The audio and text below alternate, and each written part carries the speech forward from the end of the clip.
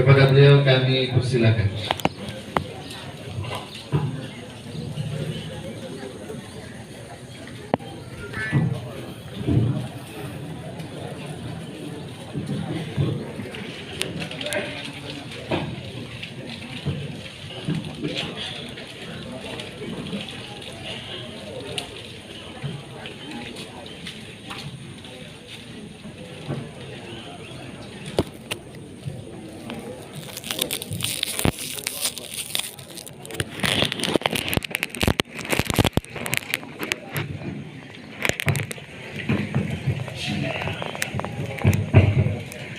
Assalamualaikum warahmatullahi wabarakatuh. Alhamdulillahirabbil alamin, wassalatu wassalamu ala Rasulillah nabiyina Muhammad wa ala alihi wa sahbihi wa man tabi'ahum bi ihsanin ila yaumiddin. Amma ba'd. Alhamdulillah, kita bersyukur Allah masih memberikan kesempatan pada kita untuk memasuki bulan Rajab. Beberapa hari ke depan kita akan memasuki bulan Sya'ban lalu Ramadan. Allahumma barik lana fi Sya'ban wa ballighna Ramadan. Amin. Ya Allah, berkahi kami di bulan Sya'ban dan sampaikan kami di bulan Ramadan. Amin. Pertama saya minta maaf, jadwalnya kembali seperti semula. Tadinya hari ini tanggal 17 Januari itu temanya percomblangan, jodoh dan ikhtiar menjemputnya, ya.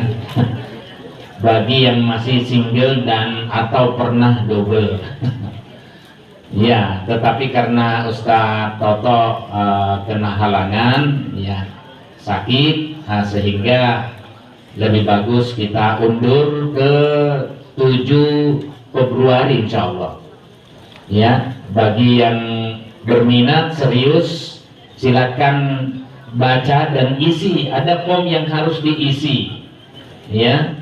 Ada form yang harus diisi untuk, jadi sambil mempersiapkan itu semua, ya. Yang sudah foto, nggak usah lagi, ya. Ya, nggak usah lagi. Di sini hanya melayani yang untuk mencari pasangan baru atau pasangan yang karena kita masih belum punya gitu, ya.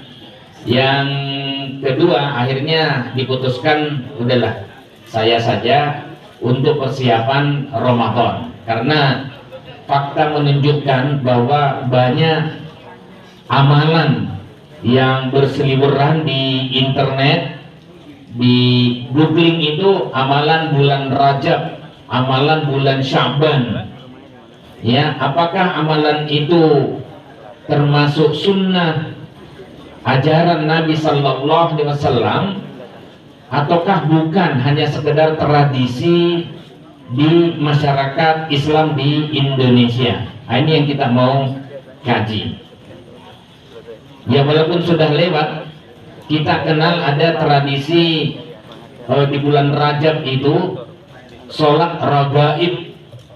Ragaib, pernah ada yang nanyakan bagaimana statusnya hukum sholat ragaib.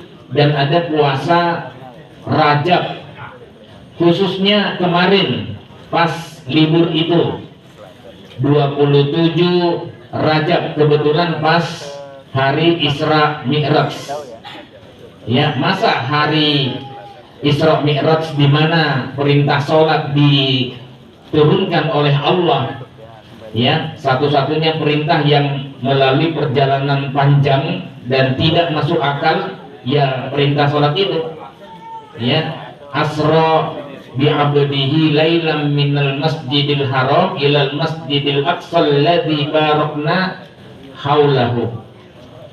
Jadi itu dari Masjidil Haram Isra-nya sampai Masjidil Aqsa, kemudian Mi'raj ke langit ke-7, langit terakhir. Nah, disitulah kemudian Allah memperjumpakan Nabi Sallallahu Alaihi Wasallam di tengah kegunda gulananya, karena istri beliau Khadijah radhiyallahu anha itu sudah dipanggil Allah. Pamannya Nabi SAW yang melindungi selama ini juga sudah dipanggil oleh Allah. Kira-kira misinya ini ketika dalam kondisi seperti itu bisa kuat tidak? Ternyata Allah ingin menghibur nabinya Muhammad SAW lewat perjalanan yang luar biasa itu, yang tidak masuk akal. Mi'raj, ada Al-A'raj, itu ada gelar dari periwayat hadis karena orangnya pincang. Jadi orangnya pincang dicirikan dengan gelar Al-A'raj. Kenapa disebutkan ada kaitan dengan Mi'raj dengan Al-A'raj? Itu karena peristiwanya Abu Bakar, karena hanya Abu Bakar yang membenarkan perjalanan Nabi SAW diperjalankan oleh Tuhannya, ya, dengan peristiwa Mi'raj. Hanya Abu Bakar, sampai Abu Bakar bilang, sekiranya ada peristiwa yang lebih daripada itu, saya pun akan percaya. Kenapa? Karena dia sudah mendapatkan gelar Al-Amin, apapun yang dikatakannya pasti benar. Ya, waktu itu diuji, kalau begitu bisa nggak diinikan? Udah naik kakinya gitu. Di situ satu pincang gitu, Al-A'raj itu. Mi'raj itu tangga naik, ya, seakan menaiki tangga untuk bertemu dengan Tuhannya. Jadi itu untuk menghibur sekaligus menguatkan Nabi Sallallahu Alaihi Wasallam, ya. Dibanding dengan kata para nabi, dibanding dengan zaman saya dulu, syariatnya lebih berat dibanding daripada yang kamu itu, ya. Dulu sampai 50 waktu, ya, 50 waktu sholatnya, ya. Kemudian Nabi SAW diusulkan kurangi, minta diskon. Akhirnya kurang, akhirnya tinggal 5. 5 pun masih berat dikerjakan oleh umatnya Nabi Muhammad Sallallahu Alaihi Wasallam. Tapi menurut Nabi sebenarnya itu sudah ringan, sudah merupakan nikmat Allah.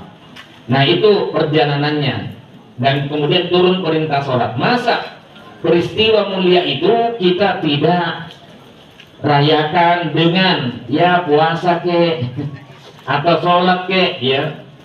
Nah, jadi itu latar belakangnya. Nah, adakah dalilnya? Nanti kita lihat, ya.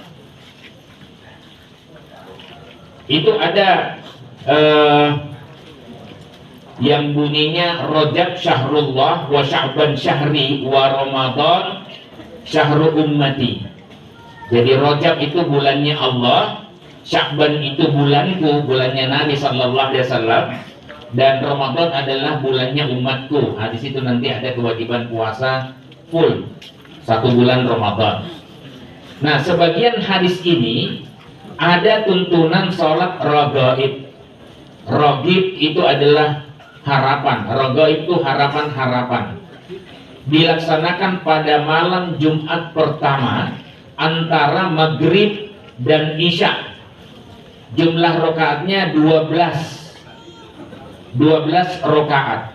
Nah, sehingga ada komentar di medsos itu, sholat raghaib adalah sholat yang melelahkan, ya. Apa yang dibaca? Ya, setiap rakaat biasa standar baca surat Al-Fatihah. Setelah itu nanti membaca surat Al-Qadar, ya. Inna anzalnahu fi lailatul qadar 3 kali, dan nanti membaca surat Al-Ikhlas masing-masing 12 kali. Nah, tapi diawali pada Kamis pertama di bulan Rajab itu dengan puasa. Jadi ada puasa, ada itu. Nah, saya menemukan hadis ini Ya, kemudian setelah itu saya lihat komentar ulama hadis seperti As-Suyuti. Ya, As-Suyuti orangnya longgar dalam meloloskan hadis, termasuk mutasahil. Ya, longgar, tidak begitu ketat. Dia mengatakan hadis ini dhaif karena mursal. Ya. Kemudian Ibn Rajab Al-Albani juga mengatakan ini hadisnya mursal dan ada periwayatnya yang majhul. Bukan yang majhul itu tak dikenal. Ya susah kalau misalnya kita menyandarkan suatu amalan pada periwayat yang tak dikenal, sopotoki, tidak jelas. Ya, nah kan berbahaya itu. Nah, sehingga harus harus benar-benar orang ini jelas orangnya dan dikenal kejujurannya, kesikohannya, ya, keterpercayaannya. Kemudian bahkan palsu, ada ulama hadis yang mengatakan ini palsu karena ada Ibn Juhain.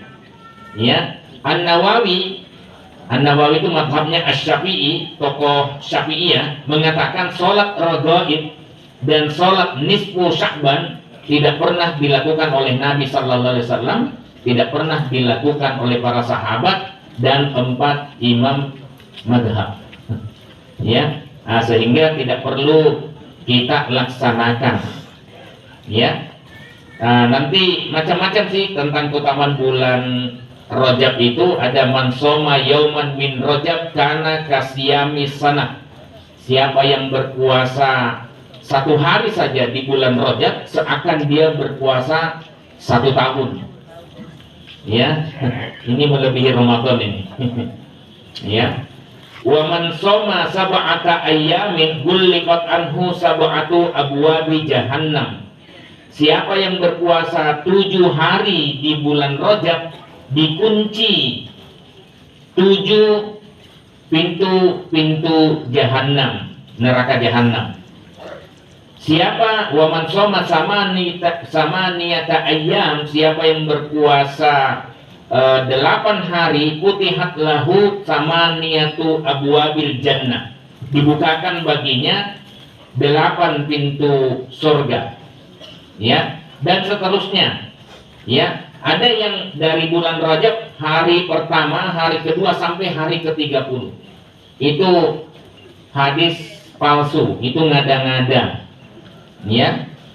Nah, kemudian ada lagi yang hadis yang lain, inna syahrul Rajab syahrun azim, sesungguhnya bulan Rajab adalah bulan yang agung. Bahwa dia bulan mulia, ya, Al-Qur'an mengatakan itu. Al-ashhurul hurum. Ya. Nah, nanti kita lihat ayatnya. Kemudian dia sama. Ada yang bunyinya man shoma minhu yauman kataballahu lahu siyama alfi sanah. Siapa yang berpuasa pada bulan Rajab 1 hari saja, Allah catatkan baginya sama dengan puasa 1000 tahun. Luar biasa memang ini pemalsu itu buat hadis itu. Ya, di luar nalar. Ya, saya mau katakan di luar Nurul. Ada Mbak Nurul di sini, nggak enak saya. Ya. Wa man shoma yaumain, siapa yang berpuasa 2 hari di bulan Rajab, Allah catatkan baginya sama dengan berpuasa 2000 tahun. Alfai sana. Ya. Wah, dan seterusnya. Ya, yang berpuasa 3 hari Allah catatkan baginya ya 3000 tahun. Itu kalau bermaksiat saya kira masih cukup lah pahalanya untuk menutupi kemaksiatannya. Naudzubillah. Ya. Baik, ada lagi. Nah, ini yang berpuasa 27 itu. Man shoma yauma sab'i wa isrin, siapa yang berpuasa pada hari ke-27 min Rajab, di bulan Rajab, kataballahu lahu siyama sittina syahran. Allah akan catatkan baginya pahala sama dengan ketika dia berpuasa 60 bulan. Ya. Ini puasa hari 27 kan hari Isra Mi'raj itu. Ini hadisnya dhaif riwayat Abu Musa karena melalui Syahr bin Hausa. Bahkan ada yang mengatakan hadisnya palsu. Ya. Nah, ini kira-kira banyak sekali. Ada lagi inna fil jannah nahran, ada di dalam surga, sesungguhnya dalam surga itu ada sungai. Kemudian disebutkan sungai itu sebagai rajab. Airnya sangat putih, lebih putih daripada susu. Ya, kayaknya nyambung-nyambung ini kayaknya sudah biasa mendengarkan hadis-hadis seperti ini. Ya, sehingga puasa betul nih. Kemudian wa ahla minal asal, lebih manis daripada madu. Ya, ini madu beneran ini, madu beneran. Madu yang biasa kita minum. Man soma yauman min Rajab, siapa yang berpuasa satu hari saja di bulan Rajab, saqahullahu min dzalikan nahar, maka Allah kasih minum dia dengan air sungai di surga itu. Ya Allah, hadis ini dhaif, batil, salah, ya, bohongnya keterlaluan, majhul. Ada periwayat yang tidak dikenal pada Musa bin Imran dan Mansur bin Yazid. Ya, nah ini, jadi masih banyak hadis semacam ini, hadis dhaif dan hadis palsu tentang keutamaan Rajab. Tapi meskipun tidak ada hadis sahih yang mengkhususkannya, namun boleh berpuasa, boleh bersedekah di bulan Rajab. Ya, jangan gara-gara mendapatkan hadis itu kemudian berhenti amal solehnya. Ya, ia berpuasa seperti biasa saja. Senin, Kamis, puasa Bid atau Daud. Ya, silakan. Ya. Nah, kemudian karena apa? Karena ini termasuk melakukan amal saleh di antara 4 bulan kurum, 4 bulan mulia. Nah, di 4 bulan mulia itu, ya, Rajab salah satunya, itu dilarang keras berlaku zalim. Ya, dilarang keras berlaku zalim. Di luar bulan itu tetap dilarang, tapi ini lebih ditekankan lagi. Ya. Inna dalam At-Taubah ayat 36, inna iddatas syuhuri 'indallah isna asyara syahran. Bahwa sesungguhnya, ini dari Pondok Rumah Sajadah. Ya, sesungguhnya jumlah bulan di sisi Allah adalah 12 bulan. Jadi nama-nama bulan itu sebelum datangnya Nabi Muhammad SAW sudah ada, dan jumlahnya tetap 12. Fi kitabillah, dalam kitabullah. Yauma khalaqa as-samawati wal ard. Ya, pada hari diciptakannya langit dan bumi. Allah ciptakan langit dan bumi. Minha arba'atun hurum. Di antaranya ada 4 bulan mulia. Dzalikat dinul qayyim, yaitulah agama yang lurus. Fala tadlimu, maka janganlah kamu berbuat zalim. Artinya melakukan kemaksiatan. Ya, syukur bisa ditinggalkan. Fihinna anfusakum, terhadap diri kamu sendiri. Nah, kalau tidak berbuat zalim, kita disuruh berbuat kebaikan, yaitu perbanyak sedekah. Ya, perbanyak infak. Nah, alhamdulillah saya sering mengedarkan ada proyek amal soleh. Jadi ini kopi ngaji untuk umum, yang untuk anak muda itu tadi malam. Ya, yang mengisi juga rata-rata muda. Sampai saya rikuh untuk mengisi di sana. Istri saya, apa memang bapak masih muda? Karet deh. Ya, baik. Jadi ada. Nah, ya kadang saya share pendapatan, namanya anak-anak kan, mahasiswa, ya pelajar. Ya, jadi ya terbatas. Kemarin Jumat yang lalu cuma dapat 22.000. Padahal pengeluaran rata-rata 800.000. Iya, karena konsumsi dan untuk yang lain-lainnya. Ya, alhamdulillah anak-anak muda kita AMN bekerja sama, berkolaborasi dengan Rumah Sajadah. Ya, Ustadz Patan, yuk kita ngadakan pengajian anak muda. Enggak boleh itu kita masuk surga yang orang-orang tua. ya itu masuk surga. Walaupun nanti di surga itu kalau sudah masuk surga jadi sweet 17 lagi. Ya. Iya. Jadi kembali muda lagi, ya. Mungkin ibu-ibu pamiling. Ya, siapa suaminya ini? Nah, jadi itu ya. Nah, silahkan yang mau sodako boleh lewat infak kopi ngaji seperti biasanya, atau boleh lewat langsung BSI-nya Mbak Zinira. Ya, itu sudah dikosongkan khusus rekening untuk pengajian Kabula Muda, kopi ngaji Kabula Muda. Ya, jadi ini ya kita isi dengan amalan kebaikan. Ya, diantaranya sodako, mau puasa monggo, ya. Kemudian ada lagi doa yang seperti yang biasa kita dengar, Allahumma barik lana fi Rajab wa Sya'ban. Nah, ini yang tadi saya doakan, ya. Ya Allah, berkahi kami di bulan Rajab dan Sya'ban, wa balighna fi Ramadan, dan sampaikan kami di bulan Ramadan. Ini sebenarnya hadisnya dhaif dan mungkar. Kan saya tadi tidak sandarkan kepada Nabi kan? Ya, jadi saya cuma berdoa. Doanya kebetulan isinya bagus. Banyak doa-doa isi yang bagus itu, tetapi la asla lahu, tidak ada sumber asalnya. Nah, kita boleh pintakan, pakai redaksi bahasa Jawa saja boleh, bahasa Indonesia juga boleh, ya bahasa ibu yang biasa itu boleh, ya. Karena mungkin kita tidak hafal doa-doa yang diajarkan oleh Allah dan Rasulnya dalam Quran dan hadis nabinya. Kadang-kadang kan mau curhat, ya, kepada Allah dengan bahasa kita. Kita nangis-nangis kepada Allah, ya, di malam-malam sunyi itu, ya. Itu kira-kira. Baik.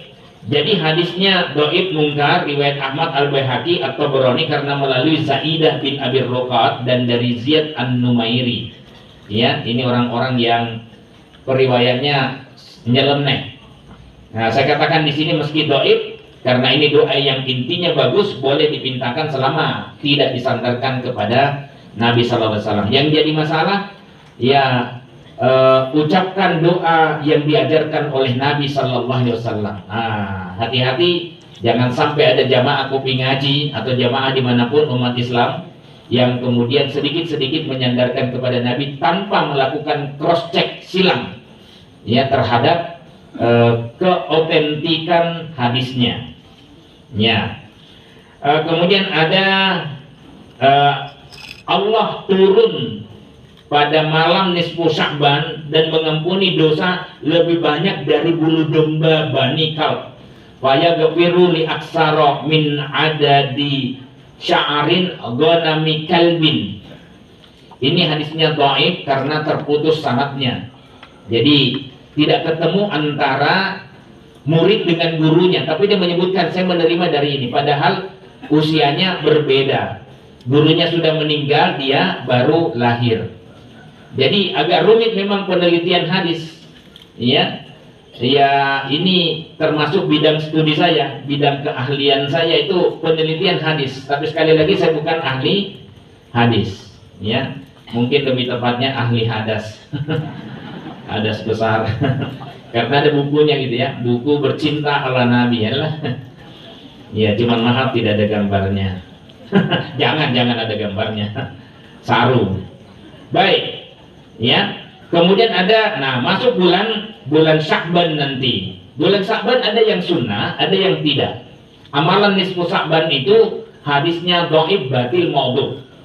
Idza kanat lailatun nisf min Sya'ban faqumu lailaha wa sumu naharaha.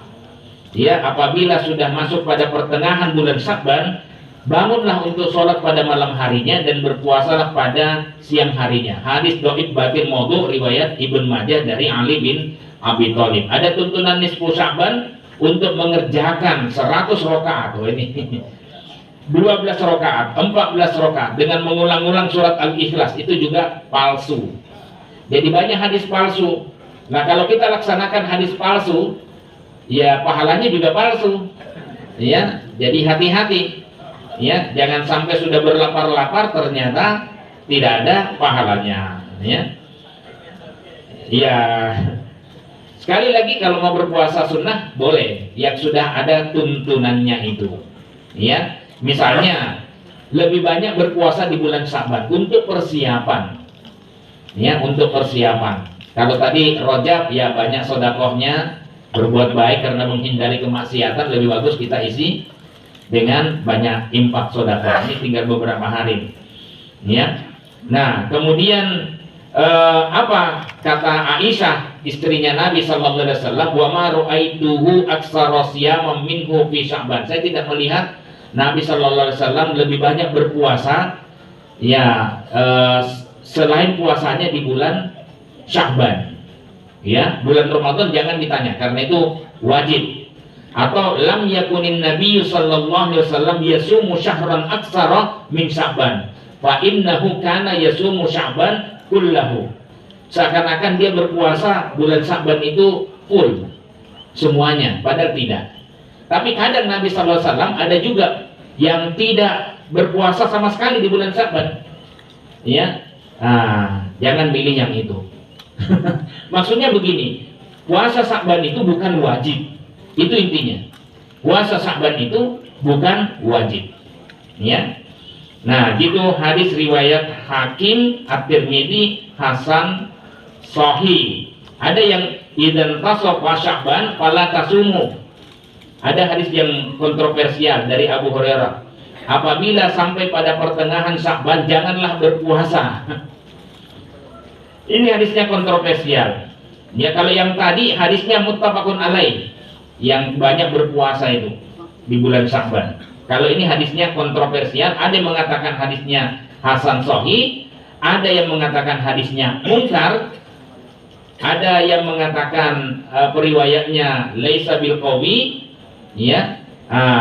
Tapi matanya juga kontroversial dengan hadis yang disepakati oleh Bukhari Muslim. Apa? La yataqaddamanna ahadukum Ramadan bisaumi yaumin au yaumain. Jangan kamu mendahulukan puasa di bulan Ramadan dengan satu hari puasa atau 2 hari. Illa ayyakuna rajulun kana yasumu saumahu falyasum dzalikal yaum. Kecuali dia sudah terbiasa. Ya, misalnya biasa Senin Kamis. Ya, pas misalnya masuknya Selasa, ini contoh, atau misalnya masuknya puasanya itu Jumat, padahal dia mau puasa Kamis, ya silahkan, tidak masalah. Atau puasa Daud, ya pas puasa Daudnya itu hari Kamis, misalnya puasanya Jumat, ya puasa kita kapan Pak? 1 Ramadan. Masa susah banget. 1 Ramadan. 1 Ramadannya kapan? Itu ada, nanti tetap ada khilafiyah. Ya. Sementara PP Muhammadiyah menentukan 18. Walaupun di antara Tarji sendiri ada perbedaan pandangan. Jadi perbedaan pandangannya bukan sejak Pak Thomas Jamaluddin itu menyampaikan pendapatnya. Ya, tapi ada juga di internal Tarji sendiri. Kalau tablik mah samikna batokna. Saya kebetulan majelis tablik. Ya, itu kira-kira. Kemudian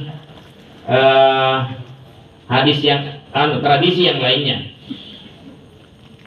Nyadran sudah sering kita sampaikan, ziarah kubur itu sunnah. Ya. Jadi fazurul kubur kata Nabi SAW. Di semua kelompok umat Islam itu semuanya menyatakan bahwa sunnah, termasuk Muhammadiyah. Ya, yang diharamkan atau yang dilarang oleh Muhammadiyah atau Salafi itu sebenarnya kalau minta pada orang yang sudah meninggal di kuburan. Nah, itu yang tidak boleh. Ya. Jadi bukan anti ziarah, cuman ziarah itu kadang-kadang terhadap beberapa makam wali khususnya, ya Wali Songo, ya kadang-kadang kan ada acara, yuk ziarah makam ke Wali Songo. Untuk apa? Untuk ziarah saja nggak ada masalah, tapi kalau minta pada orang yang mati itu masalah, ya karena dia sudah mati. Kata Nabi SAW, dia tidak bisa memberikan apa-apa lagi. Tidak bisa memberikan manfaat, tidak bisa memberikan madarat, sudah mati. Ya, kita tinggal doakan. Itu boleh kalau mendoakan saja. Tapi kalau minta pada orang yang mati, hati-hati. Tiba-tiba kita jatuh dalam perbuatan syirik. Nah, itu yang berbahaya. Ya. Nah, kalau mengkhususkan ziarah kubur pada jelang Ramadan, nyun sewu nggih. Supaya yang lain khusyuk. Nyun ngapunten. Ya. Kalau mengkhususkan pada jelang Ramadan itu tidak ada tuntunannya. Ya, tapi kalau misalnya ziarah kapanpun, nah saya kebetulan kan tahun lalu kebetulan pulang ya jelang Ramadan. Ya saya ziarah karena pas pulang. Nah, tiketnya larang ya. Tiketnya mahal. Ya. Nah, jadi gitu.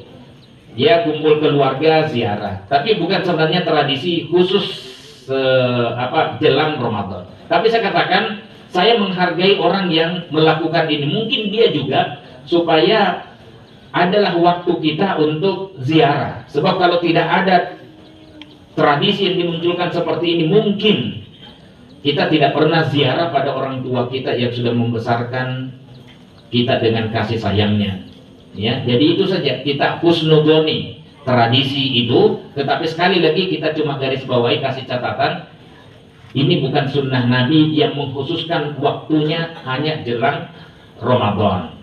Kemudian padusan tidak ada juga, apalagi mandi sama-sama di sungai, di kolam renang, tidak menutup tidak berhijab, tidak menutup aurat, itu nggak ada sunnahnya sama sekali. Itu bersih jiwa dan raga, ya, khususnya jiwa. Nah, makanya ada yang kemudian tradisi maaf-maafan.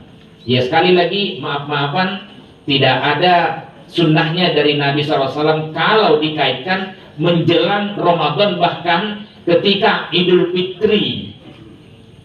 Ya, tidak ada tradisi Nabi itu maaf-maafan. Tapi kita kemudian kan menjelaskannya, ustadznya, kiai kita itu kan menjelaskan suci lahir batin. Ya, sehingga kalau hubungannya dengan Allah, insya Allah pasti diampuni. Bagaimana dengan hubungan